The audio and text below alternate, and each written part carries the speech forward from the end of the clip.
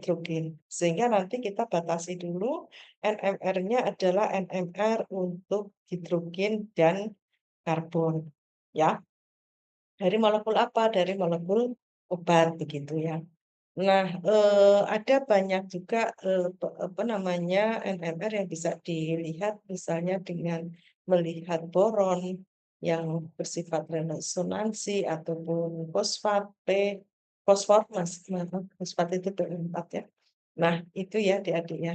Jadi yang berinteraksi adalah bagian inti dari atom hidrogen atau atom karbon. Dengan siapa? Dengan energi magnetik. Ya, itu pendamping. Nah, setelah belajar NMR ini apa yang dikehendaki?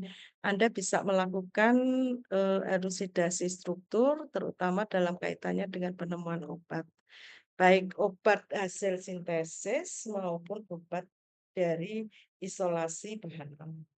Ya, elusidasi struktur itu ya menggambarkan kalau kamu sudah memiliki rumus struktur, misalnya H12O C2 H12 C12O6 misalnya ya, atau H12 C6O6 dan sebagainya. Kamu tinggal nanti gimana sih strukturnya ya. Misalnya ketemu molekul C6H12O6 glukosa mau bentuknya glukosa apa fruktosa ya. Nah, itu kita kerjakan dengan NMR ini. Pasti akan ada bedanya. Kemudian juga bisa melakukan uji kemurnian bahan baku dan uji keaslian. Ya, sama dengan spektrofotometer yang lain, kemurnian bahan baku. Jadi kalau senyawanya tidak murni, pasti akan ada signal yang tidak semestinya berada di dalam spektra itu. Ya. Kemudian juga bisa untuk uji keasliannya dan juga tentunya kita bisa memberikan konsultasi kepada bidang lain yang membutuhkan. Aduh, di sini hujan deras ya, suaranya semoga tidak masuk. Ini contohnya ya, sudah dikasih rumus C8H9NO2. Mau rumusnya yang, sorry,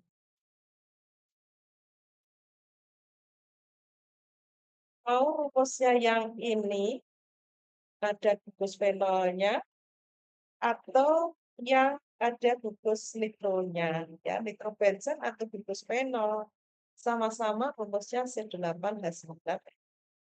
Nah, nanti akan ada spektra yang berbeda. Dari yang ini, ya, yang pertama ini dengan yang mikro ini pasti akan memiliki letak signal hidrogen dan karbon yang berbeda. Nah, itu manfaatnya nanti kita akan bisa mengerjakan untuk elusidasi struktur. Nah, ini contoh spektranya seperti ini. Ini salah satu contohnya. Spektra, kalau kemarin itu spektra UV itu kan adanya di sini panjang gelombang gitu ya, kemudian di sini absorbansi. Nah, hanya ada begini. Apa juga? Nah, ya. Terus kemudian ada begini misalnya ya, ada pola pattern dari absorbansi suatu senyawa. Hanya ini. Tetap untuk semua running hanya begini ya. Nah, seperti halnya dengan spektrofotometer UV ini atau UV base, maka sebenarnya yang namanya spektrofotometer itu spektroskopi itu adalah berdiri untuk analisis senyawa tunggal, ya, tidak untuk senyawa campuran. Karena nanti kalau ada campuran, berarti nanti kita akan kesulitan untuk menginterpretasi. Di sini pun juga demikian. Kita menganalisis untuk senyawa tunggal, tidak bisa senyawa campuran. Ya bisa, tapi butuh satu ilmu yang sudah advance dan membutuhkan data yang lain ya, misalnya data dari MS, aspek fotometer, atau data IR. Nah, ini adik-adik. Jadi di sini itu ini semua data ini begini ya. Ini senyawa data spektra dari spektrum yang kita sebut sebagai 2 nitropropan. Nah, di sini sangat khas ada harus diikuti dengan ini. Nah, ini menggambarkan apa? Menggambarkan seberapa besar frekuensi medan magnet yang diberikan kepada senyawa itu, ya. Ini, 60 megahertz, sekarang sudah sampai 500 megahertz, ya. Jadi kalau kayak, apa namanya, eee, lensa kamera, ya dulu hanya kenal kamera digital itu paling satu 2 megapiksel mungkin ya. Nah, sekarang bisa megapikselnya itu bisa sampai, ratusan gitu, Nah, di sini juga demikian. Nah, ini khas sekali ini disebutkan HNMR ya. Berarti ini sedang menganalisis signal-signal dari proton. Nah, kenapa dibikinin satu? Ya ini proton hidrogen itu yang memiliki satu proton. Ya. Kemudian kalau atau tidak ada neutronnya ya. Kemudian ini signalnya, ini disebut sebagai sumbu X-nya itu sebagai delta, ya. Kalau di sini panjang gelombang ya untuk UV-vis, di sini adalah delta. Kemudian ini nanti akan diterjemahkan, ini ada delta di sekitar 1,5 gitu ya. Dengan wujudnya kok 2 signal gitu ya, nanti kita akan ini kan. Wujudnya ini splitnya ini doblet karena 2, kemudian ini ada informasi integral ya. Nah, integral jadi ada delta, ada integral, kemudian ada bentuk splitting dari signal ini. Nah, kemudian di sini ada lagi signalnya itu ke-split. Jadi sebenarnya itu satu signal tapi kemudian pecah gitu ya. Nah, pecahan ini splitting ini namanya ya. Itu sangat dipengaruhi dengan eh, kondisi dari atom hidrogen itu. Ya, Dek ya. Nah, ini splittingnya ke-split jadi 2, ini ke-split jadi 7 ya. 1, 2, 3, 4, 5, 6, 7. Nah, ini nyebut lagi integralnya. Jadi ada 3 data dalam spektra NMR yang harus kita baca ya.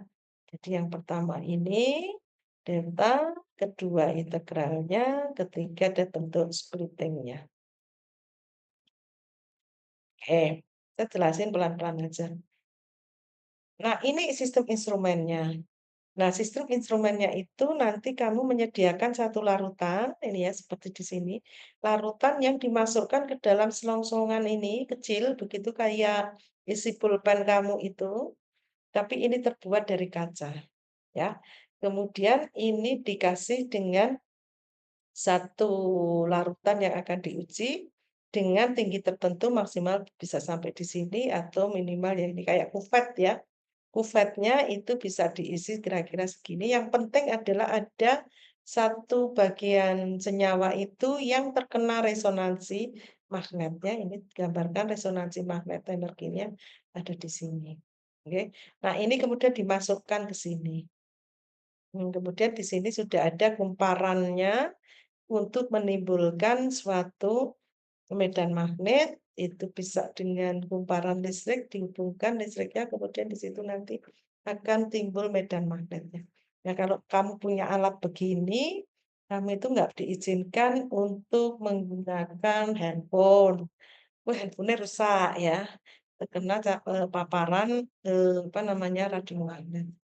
Nah, mirip-mirip kalau Anda punya pengalaman misalnya menemani saudara yang lagi sakit, lagi di MRI.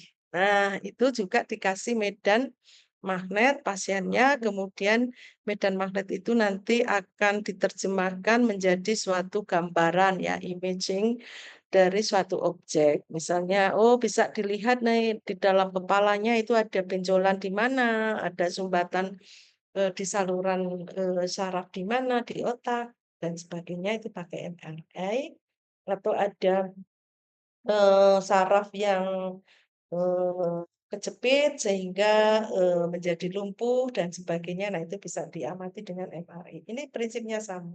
Jadi kalau di MRI itu pasien tidak diizinkan menggunakan, pakaian yang memiliki aksesoris logam ya. Satu jarum pentul itu ya, kalau ibu-ibu pakai hijab itu tuh akan menyebabkan kita Kak, ketarik gitu. Kemudian, apa namanya, kalau kita menahan gitu yang keambil adalah si jarum pentulnya itu bisa, eee, apa ya, copot dan terlempar gitu ya. Itu betapa kuatnya medan magnet. Oke. Nah, kemudian di sini kumparan listriknya itu nanti akan menimbulkan panas sehingga perlu diberikan suatu jaket mantel pendingin yang isinya nitrogen cair dan juga helium cair. Ya, suhunya bisa sampai -196 dan juga -20. Jadi sangat-sangat dingin, ininya, apa namanya, persyaratannya ya kalau nggak ada jaketnya ya nanti rasanya panas sekali. Oke, ini ya yang penting adalah ini. Dan nanti, kita melarutkan senyawa kita itu dengan satu pelarut yang biasanya adalah pelarut yang bersifat, radioaktif karena kita berikan hidrogen itu dalam bentuk deuterium. Ya, kalau hidrogen normal itu ber berat masanya 1, jadi dia hanya punya proton, tidak ada neutronnya, ada 1 proton, 1 elektron. Tapi kalau deuterium itu punya 1 proton dan 1 neutron. Ya, ini kelimpahan di alam itu cukup banyak. Nah, ini tadi prinsipnya sudah saya ceritakan. Kemudian di NMR spektroskopi nanti akan memberikan gambaran mengenai jenis atom atau hidrogen dan karbon dalam hal ini, jumlahnya berapa, dan lingkungannya seperti apa, lingkungan hidrogen itu. Jadi hidrogen yang terikat dalam fenol itu pasti nanti akan memiliki ya, di sini ada H gitu ya, ini. Ini ini pasti nanti akan berbeda dengan ketika kita memiliki misalnya asam asetat, CH3, ini ya, COOH ya. Nah, ini tentu akan nanti berbeda ya, sama-sama punya gugus OH di sini, tetapi nanti letaknya akan berbeda. Kemudian nanti kalau misalnya kita akan ini kan memiliki H juga ya. H di sini dengan CH3 yang di sini pasti nanti akan memiliki letak, spektra delta tadi berbeda, kemudian splitting-nya juga akan berbeda, ya. Nah, munculnya spektra NMR ini dikarenakan adanya penyerapan gelombang magnetik oleh inti-inti atom tertentu, ya. Ini tertentu ini. Apabila molekul tersebut berada dalam medan magnet yang kuat, sehingga kalau medan magnetnya hanya lemah ya tidak akan terjadi, interaksi si, inti atom. Nih masih ingat ya kalau kita menggambarkan satu atom secara simbolik, jadi nanti namanya di sini X, kemudian Z itu ada atomic number, kemudian di atas A itu sebagai mass number. Nah, atomic number itu sama dengan jumlah elektronnya ya. Kemudian kalau mass number itu terdiri dari proton dan neutron. Oke, kalau di sini 1, 2, 3, 4, 5, 6 elektron berarti dalam posisi yang apa namanya, yang netral, maka nanti ininya juga ada 6, 1, 2, 3, 4, 5, 6 ya. 6 proton karena dalam bentuk netral, maka positif sama negatif itu jumlahnya harus sama. Yang membedakan massa spektranya berarti nanti ada simbol ini yang, tidak jelas ini, kelabu ini, biru-biru. Ini kita sebut sebagai neutron, mungkin ada 1, 2, 3, 4, 5, 6 ya, 6. Jadi ada 6 proton dan 6 neutron untuk hal ini. Nah, Apakah semuanya itu semua atom C dan atom H itu akan berikan satu signal? Ya. Nah, hanya karbon yang memiliki nomor massa 13, ya, yang memberikan signal di dalam apa namanya, tadi medan magnet tadi itu. Jadi 13 berarti nanti akan ada ganjil jumlahnya di sini. Ya. Kalau 12 itu neutronnya 6, protonnya 6, ya 12 ini.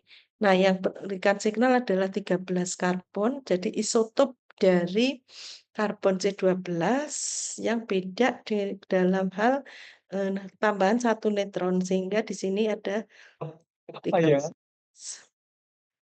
Ya, dan uniknya adalah hidrogen. Hidrogen yang normal itu ya protonnya dan elektronnya satu-satu. Kemudian kalau deuterium itu nanti ada tambahan neutron di dalamnya. Jadi ini apa namanya mass number-nya ini ada 2, atau tritium di mana ini mass number-nya ada 13. 3, sorry. Kok 13? 13 kan si karbon. 3 ya. Oke. Nah, ini semuanya apa namanya dapat memberikan respon atau dapat dianalisis dengan NMR ini. Nah, adik-adik, di satu atom, inti atom itu, si neutron, proton, dan si atom itu kan terdiri neutron, proton, dan elektron. Kalau kita kasih dalam medan magnet yang kuat, inti atom tadi itu akan berorientasi yang sifatnya spesifik dengan tenaga potensial yang sesuai. Ya. Kemudian ini si Bloch dan Purcell ini sudah dapat menemukan cara-cara untuk mengetahui sejumlah kecil dari tenaga yang dapat diserap atau dipancarkan bila inti-inti atom itu melonjak. Kemudian sudah dikembangkan sejak 1950 menjadi satu prinsip NMR. Nah, yang menarik adalah bahwa setiap inti atom yang bermuatan akan berputar atau terjadi spin pada sumbu inti, ya, sumbu inti, dan perputaran muatan inti ini akan menimbulkan suatu dipol magnetik, ya, akan ada magnetik dipol yang sepanjang sumbu inti tadi dengan besaran momen magnet digambarkan sebagai angka mu ini. Jadi kalau inti atom terkena medan magnet yang kuat, dia akan berputar, kemudian menimbulkan momen dipol. Momen dipolnya itu bisa searah dengan medan magnet yang diberikan tadi. Jadi kalau kita ngomong tentang magnet, itu kita ngomongnya adalah karena dia besaran kuantum, jadi arah dan besarnya ya. Nah, hanya inti dengan nomor atom gasal, ya tadi makanya apa namanya si H1 tadi itu nomor atomnya hanya 1 gasal, nomor massa gasal ya C13 ya karbon 13, nomor massanya 13, kemudian nomor atomnya sih masih 6 ya, karena protonnya 6. Kemudian nomor atom dan nomor massa gasal yang dapat berlaku sebagai magnet. Ya, di luar ini kayak karbon 12, dia nomor massanya genap. Dia tidak akan terekam atau terbaca dengan spektroskopi NMR. Kita ingatkan lagi yang ada bintang-bintangnya ini yang dia nanti akan bersifat sebagai magnet. Nah, ini yang tadi saya sampaikan di apa, definisi tadi. Kalau ini adalah untuk elektron ya, yang gambar atas ini elektron. Jadi ada elektron kalau dikasih ini medan magnet luar ini, BO ini, B0 ini ya. Jadi si, elektron itu kena medan magnet dia juga akan berputar-putar. Nah, kalau arah putarannya sama dengan arah B nol, dia memiliki energi yang tinggi, ya. Kemudian kalau dia spin-nya ini arahnya berlawanan, maka dia akan berada pada lower energi. Nah, dengan lower energi ini nanti, yang bisa kita ini kan, kita analisis gitu ya. Nah, kalau proton sebaliknya, ini proton yang di bawah. Kalau dia arah medan magnetnya, miunya ini searah dengan si B0, ya, ini searah, maka dia dalam kondisi lower energy. Nah, kemudian nanti kalau diberikan ini nanti dia akan memberikan signal yang lebih mudah terekam. Nah, ini probabilitasnya nanti tergantung dari ini apa namanya jumlah intinya. Nah, eh, spin untuk apa namanya proton itu prinsipnya adalah mirip-mirip dengan elektron. Jadi proton-proton itu nanti juga akan berkedudukan atau berdiam pada satu orbital-orbital ya, diisi orbital yang paling rendah, kemudian naik naik naik naik naik gitu. Nah, hanya yang, ampere punya ampere proton ini ya, dan juga ampere neutron nanti akan ada net spin.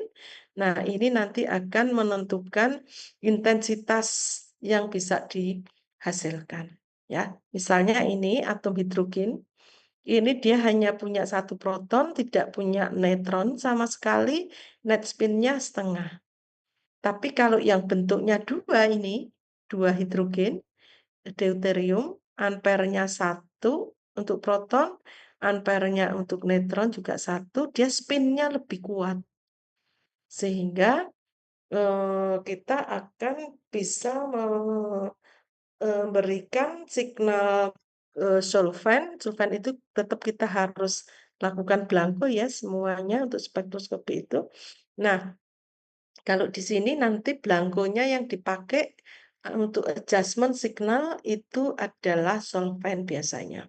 Nah, solvent itu maka dipilih solvent yang terbuat dari deuterated. Ini namanya deuterated. Jadi kalau di spektrofotometer biasanya misalnya solventnya metanol, maka metanol itu kita eh, apa namanya beli metanol yang isinya adalah H ini diganti dengan deuterated. Ya, CD3OD ya, deuterated. Nah, kalau misalnya kloropom ya CHCl3 itu jadi CdCl3 ya. Nah, ini diberikan sedikit nanti sebagai belangko dia akan keluar dengan signal yang cukup kuat dibandingkan kalau si metanol ini. Ya. Kemudian ini fosfor, natrium, dan sebagainya ini memiliki spin dengan tingkat yang bermacam-macam. Ya. Nah, mengapa kita concern dengan HNMR? Karena kita tahu bahwa hidrogen itu kelimpahannya di alam sebagai satu H itu sebagai ini itu sekitar 99,985. Jadi sangat-sangat kuat. Anda bandingkan dengan karbon. Tadi karbon itu yang bisa dianalisis adalah karbon dalam isotop 13. Ini kelimpahannya di dunia ini hanya ada 1,1%. Sehingga kalau kita itu memiliki tadi C6H12O6, maka akan lebih gampang dibaca signal hidrogen ketimbang karbon. Sehingga apa? Kalau misalnya kita memberikan tadi sampel itu dalam 250 ppm misalnya, maka nanti signal hidrogen itu bisa 10 kali lipat intensitasnya dibanding intensitasnya si karbon, ya. Nah, itu yang perlu kita pahami. Padahal 12C itu 98 ya, tapi ini nggak bisa dianalisis ya. Sehingga kalau hidrogen ini ada yang begini ada 99 meskipun spinnya separuhnya, kemudian ini hanya 0,015 tapi spinnya bisa sampai 1. Oke ya.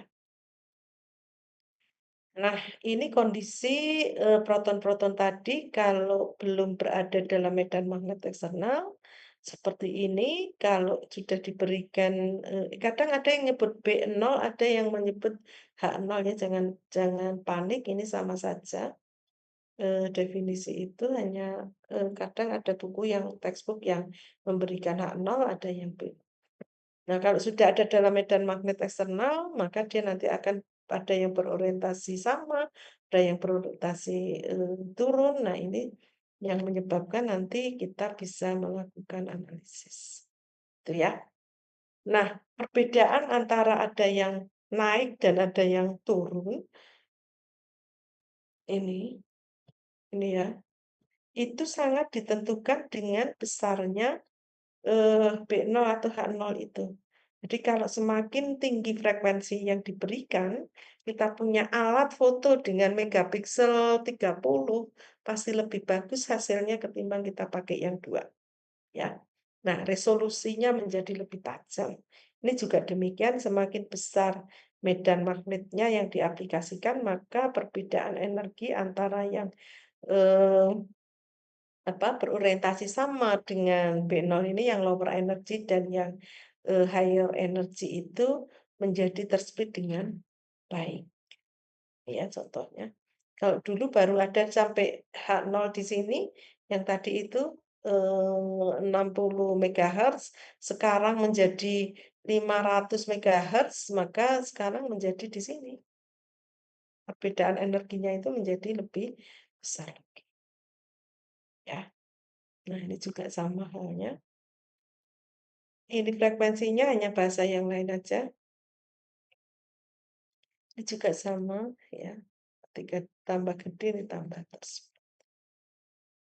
Nah, sekarang kita mulai menganalisis, proton NMR. Atau ada pertanyaan sebelum saya lanjutkan? Kalau ada nanti silakan bisa interupsi langsung ya.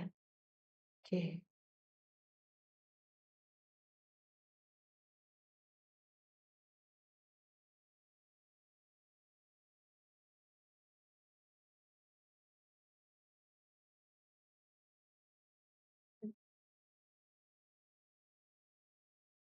Oh. Ya, kita mulai membahas untuk, HNMR. Nah, HNMR itu sekali lagi akan memberikan informasi tentang proton ya. Meliputi apa? Meliputi banyak jenis lingkungan hidrogen. Jadi maksudnya begini, ini kan ada H di benzen ya, ada 1, 2, 3, 4, ada H di sini ya, ada H yang di sini. Nah, masing-masing H itu terikat pada atom-atom yang berbeda. Nah, ini yang disebut lingkungan. Sehingga nanti signal H di benzen itu akan berbeda dengan H yang terikat di di gugus amida ini dan berbeda dengan H yang terikat dalam bentuk OH di sini, ya. Dan ini nanti akan menimbulkan, letak pada, ini, apa namanya, delta tadi itu, ya. Kemudian informasi berikutnya apa? Banyaknya atom hidrogen yang ada pada masing-masing lingkungan hidrogen tersebut. Jadi ini nanti signal H ini yang benzen ini banyaknya 4 ya, 1, 2, 3, dan 4. Sini ya, nah ini 4. Ini akan timbul 4 hidrogen sementara yang amidanya 1, yang di sini di fenol juga hanya 1. Nah, ini yang kita berkorelasi dengan tadi sudah saya kenalkan integral. Ya, integral. Heeh. Oke. Kemudian dengan HNMR ini kita juga bisa melihat banyaknya atom hidrogen pada atom karbon tetangganya. Artinya apa? Oke, tetangga dari N ini di sini nggak ada H-nya, di sini tidak ada H, ya. Maka ini nanti akan muncul sebagai itu tadi, berkorelasi dengan splitting tadi, ya. Atom tetangga itu menyebabkan signalnya itu tidak hanya garis satu, tapi bisa double, eh, ada ke-split lagi bisa jadi 7 tadi sudah disebutkan di awal itu jadi segmen. Ya, itu. Jadi ada 3 hal, delta, integral, dan splitting. Oke. Nah, pembacaan dari spektra NMR itu diawali dari kiri ya, angka nolnya dari kanan sorry. Jadi kayak nulis Arab, angka nolnya itu ada di kanan, semakin ke sana semakin besar, dan khas untuk HNMR itu kecil-kecil, mungkin sampai dari 0, 1 itu ya, sampai 11 atau 12. Tapi kalau CNMR itu nanti bisa ratusan ya, bisa 100 sampai 210, bisa sampai 190 dan sebagainya. Tapi kalau yang di sini hanya sampai angka belasan untuk HNMR. Ini HNMR ya. Nah, angka 0 itu sebagai angka menerah ya, atau menjadi angka koreksi, ini bisa juga membuat apa namanya gugus tetrametilsilan. Jadi ini ada 4 tetra ya, tetra itu 4, eh, metil itu CH3, CH3, CH3, kemudian tengahnya ini gugus silikon.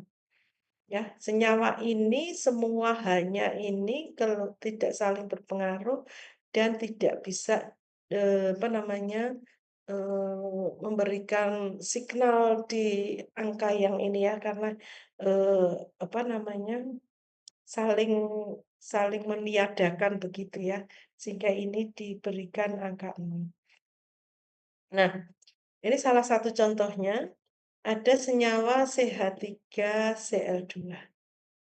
Kemudian spektranya adalah seperti ini. Nah, ini sudah saya tuntun. Signal CH ini hijau yang mana?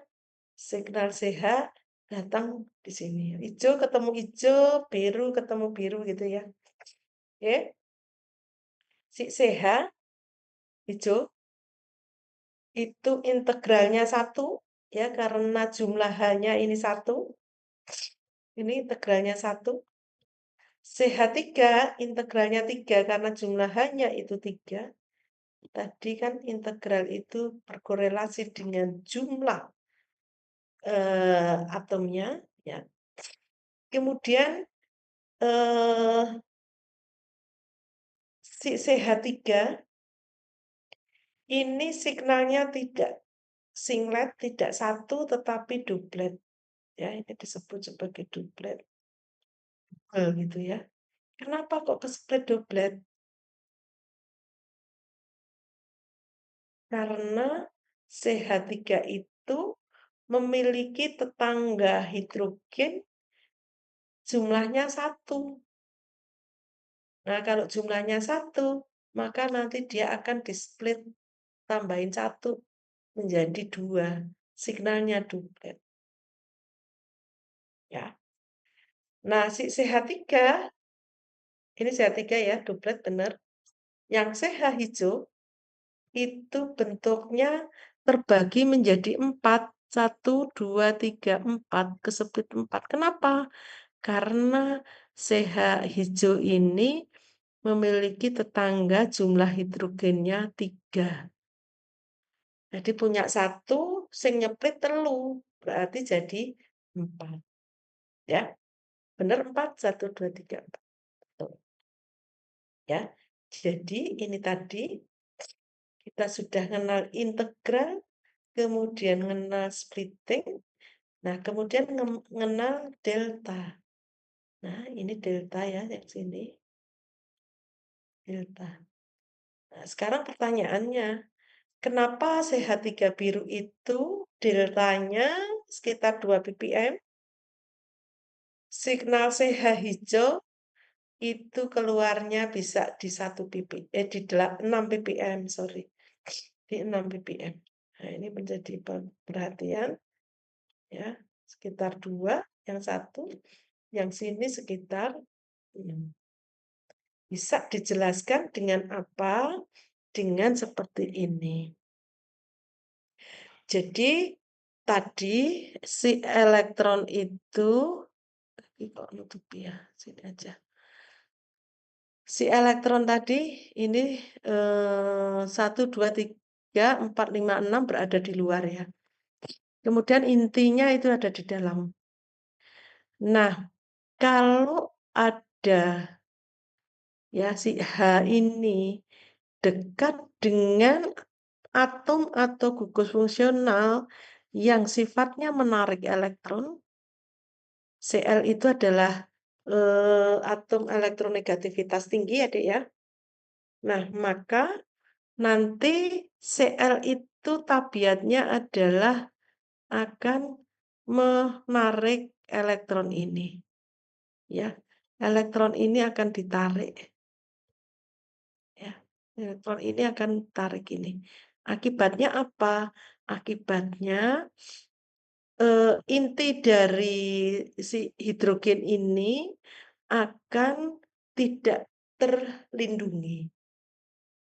Ya, jadi ini kalau ini karbon ya, misalnya ini hidrogen aja deh. Ini bagian positifnya satu, ini bagian elektronnya satu. Kemudian di sini ada atom Cl, maka Cl itu akan menarik ke sini. Ya. Akibatnya apa? Awan elektronnya itu menjadi terbuka. Kalau terbuka, maka resonansi magnetiknya itu gampang untuk menyerang si proton yang di sini. Ya.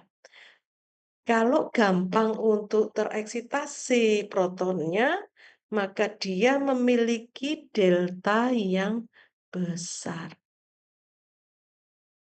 Ya. Jadi mudah itu nanti deltanya akan apa namanya lebih besar. Tetapi sebaliknya, kalau si CH3 ini kita lihat, CH3 ini jauh dari Cl, ya. Maka yang elektron-elektron yang berada di sekitarnya itu tidak ada yang ganggu. Maka si proton itu punya selimut, punya tameng, punya shield. Maka dia akan keluar di 2 ppm. Ingat ya, kalau dekat elektronegativitas ppm-nya gede. Dah ingat itu satu. Berarti yang lainnya nanti akan mengikuti ya.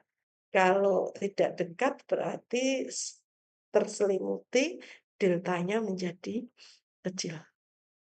Oke, itu jadi kita sudah kenal sekarang delta, integral, dan pola splitting seperti itu. Ya.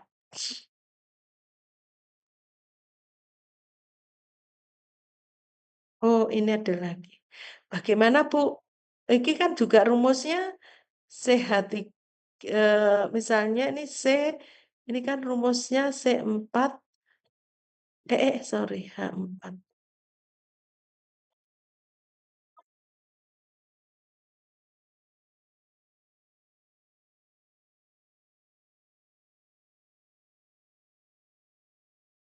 Ini kan rumusnya C2, H4, Cl2 ya, Dek ya.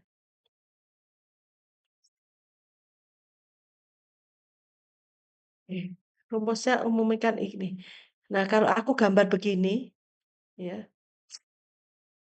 ini loro.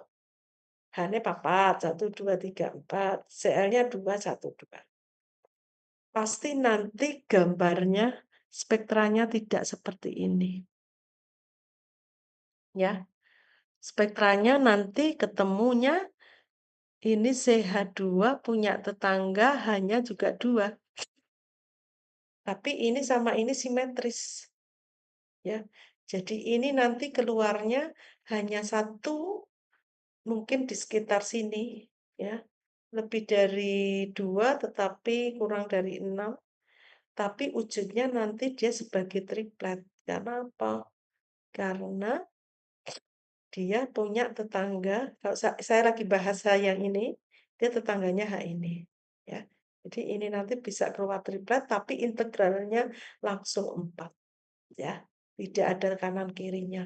Jadi signalnya di delta yang 1, punya 1 delta, tapi dia triplet, kemudian ininya apa namanya, eh, integralnya bisa 4 sekaligus karena 1, 2, 3.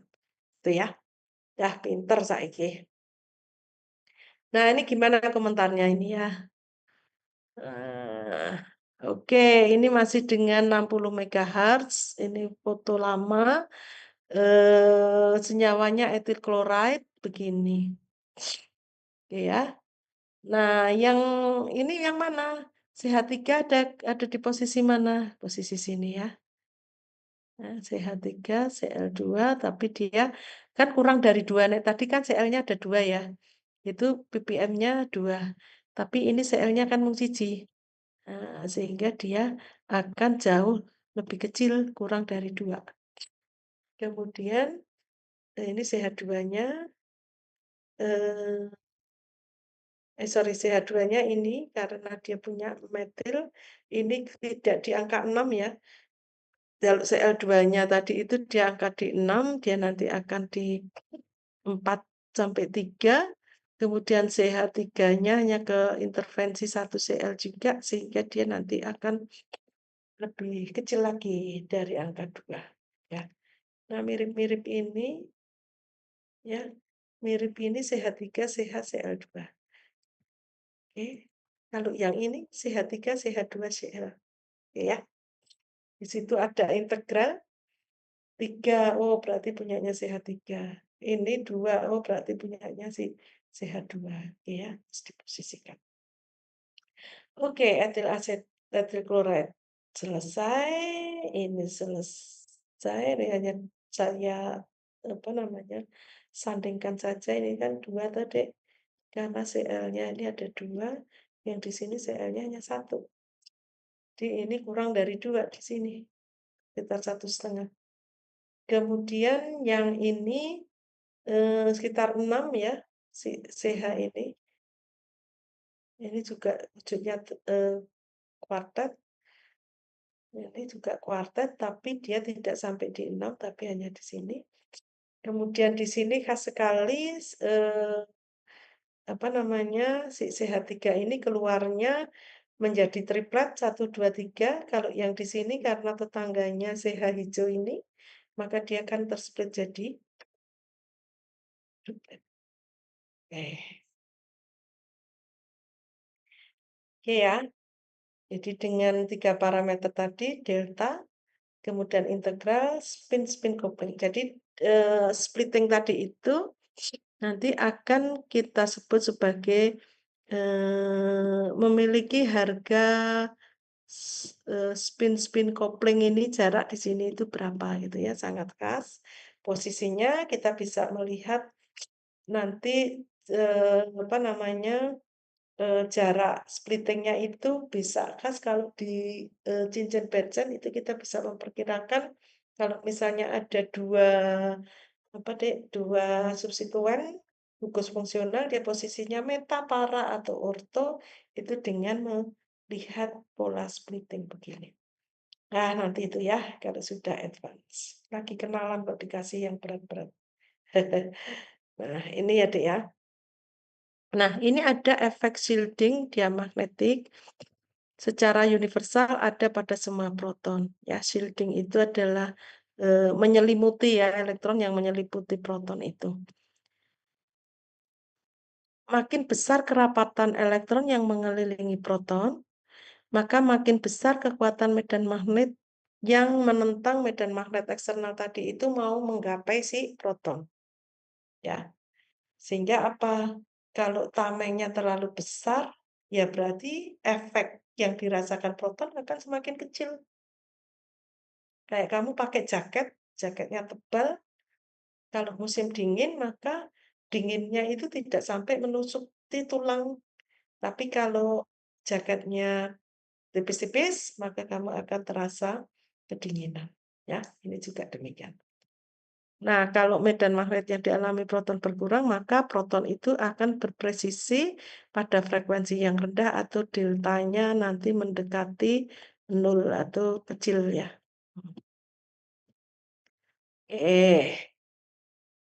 Sebaliknya, semua pengaruh yang mengurangi ketebalan awan elektron akan mengurangi efek shielding ini. Shielding itu ya tameng tadi toh. Dalam keadaan seperti ini dikatakan bahwa proton tersebut tidak terlindungi atau shielding. Kemudian berpresisi pada frekuensi yang tinggi atau deltanya besar. Oke. Ini shielding atau kadang orang nyebut downfield. Fieldnya medannya rendah, ini upfield medannya tinggi. Hafalin aja satu itu ya. Nanti akan ngikutin berikutnya. Ya ini juga udah ada tabelnya, ada beberapa ini, tapi ini masih megahertz ya. Jadi perlu dipahami bahwa ini masih belum jadi ppm satuannya. Nah, ini yang sudah jadi ppm, deltanya ppm. Ini NH ada di sekitar sini sampai sana. OH yang bentuk alkohol itu antara 5 sampai 1 bisa. Yang khas lagi, H untuk karboksila itu di antara 10 sampai 12. H punyanya aldehid itu antara 9 sampai 10. Hanya fenol itu dari 8 sampai 4 bervariasi, tergantung fenolnya itu masih mengikat yang lain atau tidak. Nah, aromatik itu cukup khas juga, ini antara 8 sampai 6,5 ya. Kemudian H yang dekat karbonil, yang diikat C yang dekat karbonil ini di sekitar ini. Ya.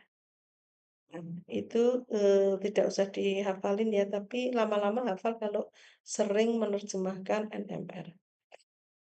Nah, ini yang saya sampaikan tadi bahwa delta itu seringnya dipakai untuk memberikan posisi signal dari apa namanya si hidrogen itu tadi. Jadi ini contohnya, ini medan magnetnya itu 60 MHz. Ya, ini ada aseton, ini keluarnya di sini 126 Hz, kemudian sebagai signal ini, kemudian ada H2O, itu di 165 Hz. Kalau saya pakai 250 MHz, maka ini keluarnya 525 dan 687. Ya. Nah, ini kan jadinya sulit ya, padahal senyawanya kan sama. Ini senyawa aseton, di sini juga senyawa hidrogen air. Ya, H2O kok hidrogen, nah, hidrogen hanya H2. Oleh karena itu, kemudian diukurlah apa yang disebut sebagai delta. Kita bandingkan, untuk aseton itu yang pertama 126 Hz, tapi 60 MHz dibagi dengan 60 mega, mega itu juta. Ya, itu nanti hasilnya akan sama dengan 525 Hz dibagi dengan ini 52 ini 250 juta Hz. Ketemunya 2,1 ppm. Ya, kalau waternya dihitung, kalau nggak percaya pakai kalkulator kamu, ini keluar di 2,75 ppm. Sehingga sekarang di dunia ini biasanya menginformasikan dalam bentuk ppm. Nah, hertznya masih dibutuhkan untuk menghitung tadi itu, kopling-kopling konstannya tadi, ya. Nah ini, eee, terakhir, kalau ada senyawa begini, C4, H8O2. Nah, senyawa ini pasnya, kemudian ada 2 NMR yang muncul. Nah, Anda harus memprediksikan menjadi senyawa seperti apa C4H8O2 itu. Ya, ini ada beberapa ini apa namanya postulasi atau kemungkinan. Ini sebelumnya harus Anda hitung DBE-nya ya, double bond equivalent. Hitung dulu. Ini sudah dihitung isinya nanti satu ada double bondnya. Kita berikan CO, karbonil. Kemudian ini bisa OCH3, CH2, CH3. Ada beda lagi CH3-nya tidak di dekat O, tapi di sini. O-nya dekat CH2, CH3. Atau CH3, CO, CH2, O, CH3.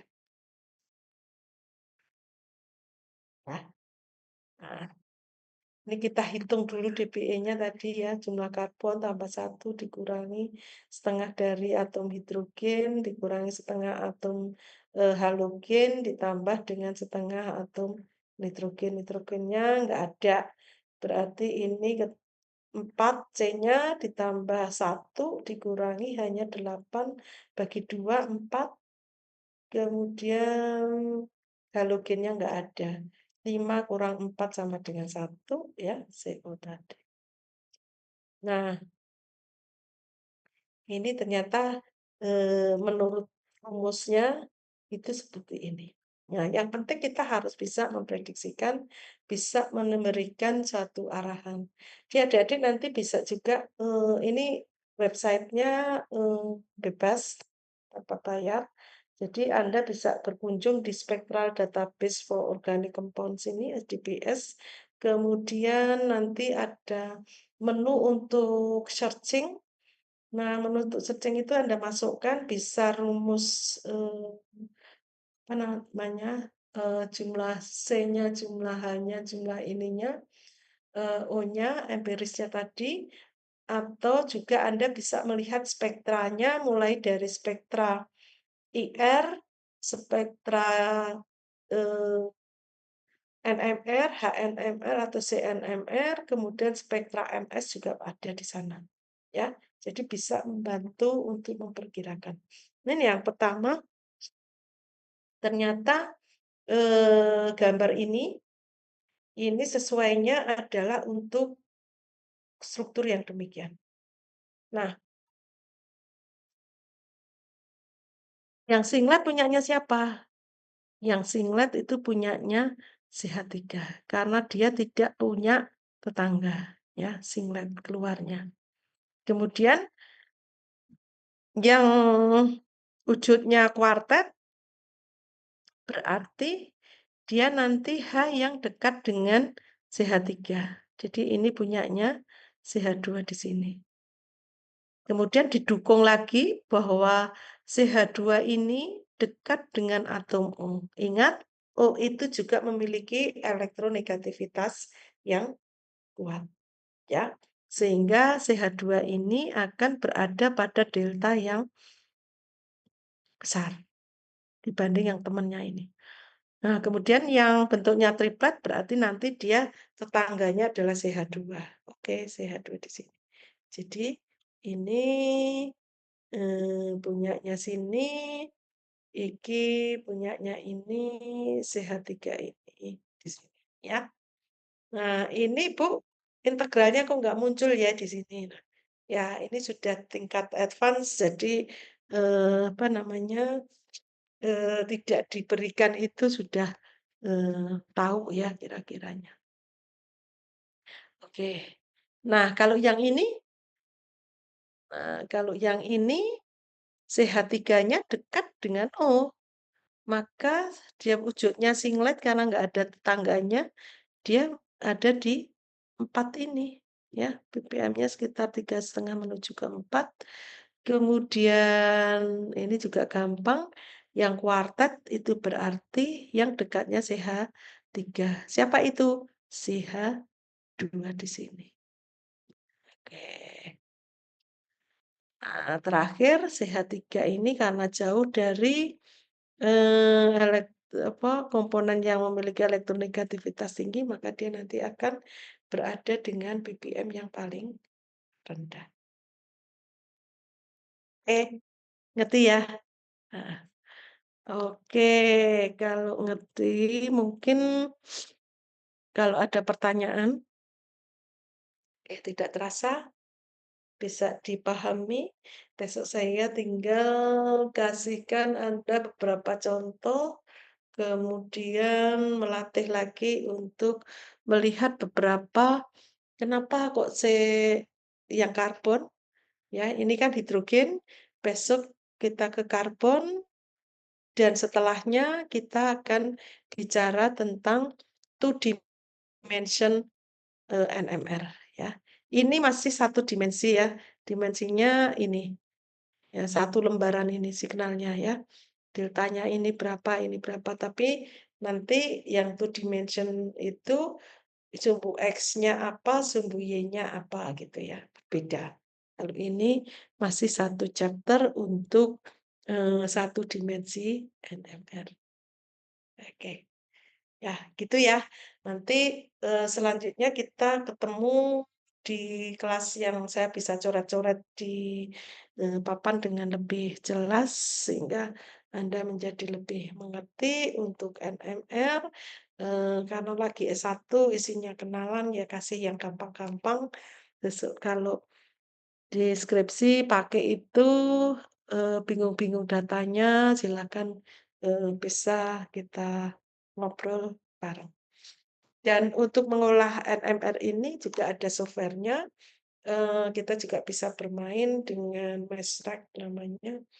Mesrec itu bisa dari generasi 4, Mesrec 4.0 bisa sampai sekarang sudah generasi Mesrec Nova gitu ya. Oke, adik-adik begitu dulu ya. Anda kalau mau malam mingguan, monggo. Semoga materi dari saya bisa mencerahkan dan kita ketemu insya Allah di minggu depan. Oke, oke, gitu ya. Saya izin pamit kalau tidak ada yang mau tanya. Sampun? Iya, semoga ada yang masih menemani saya tadi satu persatu bisa diterima penjelasannya. Oke, saya pamit dan selalu sehat. Ketemu di minggu depan, insya Allah. Selamat malam. Assalamualaikum warahmatullahi wabarakatuh. Waalaikumsalam Waalaikumsalam warahmatullahi wabarakatuh. Terima kasih. Terima kasih, Bu. Waalaikumsalam. Terima kasih, Bu. Ye, pamit ya.